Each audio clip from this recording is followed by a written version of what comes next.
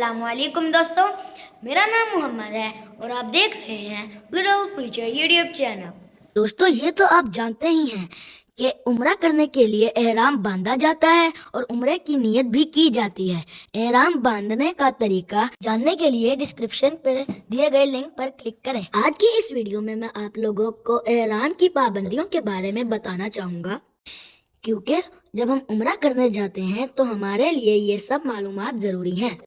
دوستوں، عمرے پر جانے سے پہلے جو احرام باندھا جاتا ہے وہ ایئرپورٹ پر ہی باندھ لیں اگر آپ کی فلائٹ ڈائریکٹ جدہ کی ہے تو، اور اگر کسی اور ملک میں جا رہے ہیں تو پھر وہاں سے احرام باندھ کر روانہ ہوں، لیکن نیت صرف اس وقت کریں جب آپ کا جہاز ٹیک آف کر چکا ہو۔ ایئرپورٹ میں بورڈنگ سے فری ہو کر احرام باندھیں اور پھر 2 نفل ادا کریں۔ مردوں کے احرام میں 2 بغیر سلی ہوئی چادریں ہوتی ہیں، جبکہ عورتوں کا احرام وہی ہے جو انہوں نے کپڑے پہنے ہوئے ہیں۔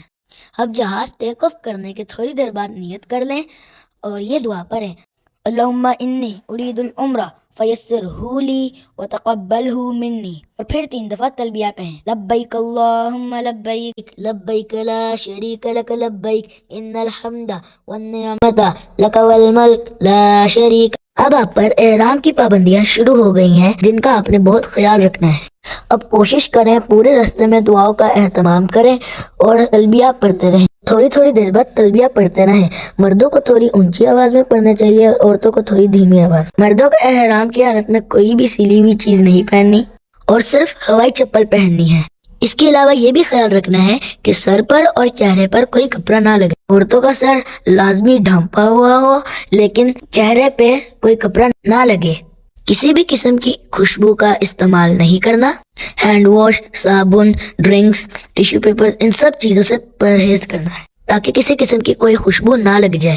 احرام کی حالت میں ناخن اور بال بھی نہیں کاٹنے اور ایسی کوئی چیز نہیں کھانی جس میں خوشبو ہو، جیسے پان یا الائچی وغیرہ۔ کوئی کریم یا ویزلین لگانے سے بھی پرہیز کرے۔ جہاز میں سارا وقت تلبیہ پڑھنے اور دعاؤں میں لگے رہیں۔